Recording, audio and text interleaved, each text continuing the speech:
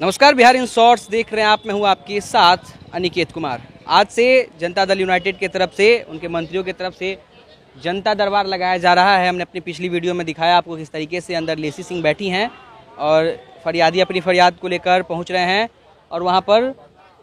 उनका निदान कर रही है। ऐसे में आपको बता दें कि आज जनता दलियों का आज पहला जनता दरबार है मंत्रियों के द्वारा। ऐसे में आप संख्या देख रहे हैं, अच्छी खासी भीड़ है यहाँ पर। जो फरियादी हैं वो अच्छी खासी संख्या में यहाँ पर पहुँचे हैं अपनी अपनी फरियाद को लेकर। कुछ फरियादियों से बातचीत करेंगे कि किस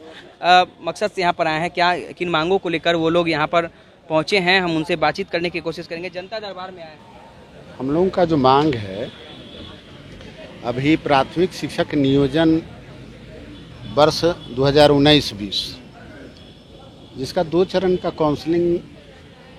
हो चुका है और उसमें जो सरकार का जो लक्ष्य है कि 100% बहाली का जो उन्होंने लक्ष्य रखा कि ज़्यादा से ज़्यादा हमारे बिहार में शिक्षकों की बहाली हो, तो उसके संदर्भ में मैं कहना चाहता हूं कि हम लोग जो यहाँ जनता दल यूनाइटेड के कार्यालय में आज जनता दरबार में आए हैं शिक्षा मंत्री जी से मिलने, तो उसके पीछे एकमात्र हमारा बिहार सरकार से डिमांड है कि अभी तक अच्छी तरीके से जो काउंसलिंग आदि कराया गया है, तो 2 फेज का काउंसलिंग हो गया है और उसमें 1 फेज का काउंसलिंग तुरंत तृतीय चरण का आने वाला है। लेकिन सरकार के स्तर पर और अभ्यर्थियों के स्तर पर एक बात बहुत बड़ी समस्या के रूप में उभर के आई है कि बहुत ज़्यादा सीट खाली जा रहा है। आखिर उसके पीछे कारण क्या है? तो बिहार में शिक्षा विभाग जो है इस बात की समीक्षा कर रहा है और वहाँ भी सचिवालय स्तर पर भी इस बात की चर्चा हो रही है, वहाँ भी समीक्षा की जा रही है। और एक तरफ भारी पैमाने पर सीट खाली जा रहा है और दूसरी तरफ अभी भी बिहार में हजारों अभ्यर्थी ऐसे हैं जो हम लोगों का अभी तक काउंसलिंग नहीं हो पाया है, अभी तक काउंसलिंग से वंचित है। उसके पीछे जो कुछ समस्या है उस पर हम सरकार का ध्यान आकृष्ट करना चाहते हैं और हम मांग लेके आए हैं कि जो खाली सीट जा रहा है और केवल 1 चरण का तृतीय चरण का जो काउंसलिंग बाकी है और सीट भी चूँकि 2012 की जो बहाली हुई थी और शेष जो रिक्त सीट बचे थे उन्हीं पर बहाली हो रही, तो सीट की संख्या भी कम थी। तो बहुत सारे हजारों लोग जो अभी रोड पर दर दर की ठोकर खा रहे हैं, तो सरकार से हम जितने भी अभी तक काउंसलिंग से वंचित अभ्यर्थी हैं, सरकार से ये मांग रखने आए हैं। हमारे शिक्षा विभाग के जितने भी आला अधिकारी हैं उनसे हम मांग रखने आए हैं कि वर्ष 2020 में 20 जनवरी 2016 में बिहार सरकार का गजट है, उसमें स्पष्ट रूप से प्रावधान है, बिहार सरकार के द्वारा ऐसा प्रावधान लाया गया है कि उसी नियोजन वर्ष में संगत कोटि के उसी नियोजन वर्ष में चाहे वह अनारक्षित सीट हो या आरक्षित सीट हो, अगर उपयुक्त और कुशल अगर महिला अभ्यर्थी नहीं मिलती है, वैसी स्थिति में खाली जा रहे सीट पर उसी संगत कोटि के, उसी कोटि के पुरुष उसी नियोजन वर्ष में उन्हीं के माध्यम से उस सीट को भरा जा सकेगा। बिहार सरकार का स्पष्ट गजट है। तो उसी संवैधानिक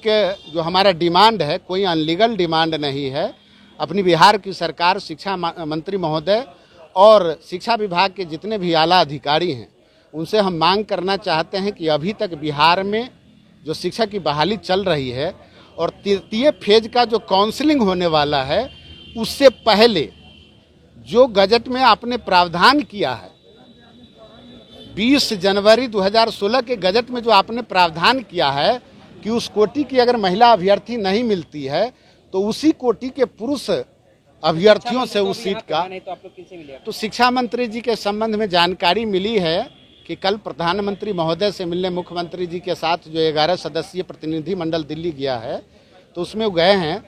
उनका इंतजार कर रहे हैं, कुछ ही क्षणों में आने वाले हैं, फिर उनके सामने अपना विचार रखेंगे।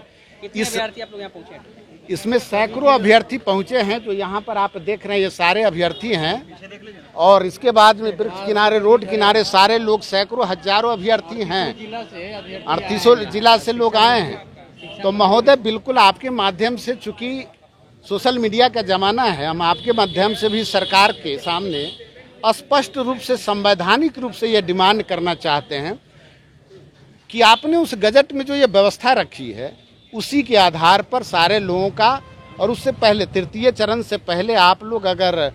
ये महिला सीट अगर आवंटित कर देते हैं और उसको इंक्लूड कर देते हैं, और शिक्षा विभाग के पदाधिकारी और सरकार से मांग करना चाहते हैं कि तृतीय चरण की जो तिथि निर्धारित होने वाली है उससे पड़ते हुए हम लोगों का काउंसलिंग हो जाए। सारे लोग, जो बिहार सरकार का उद्देश्य है कि प्रारंभिक विद्यालयों में भारी पैमाने पर शिक्षकों की कमी है और उस कमी के चलते जो बिहार की शिक्षा व्यवस्था बदहाल है,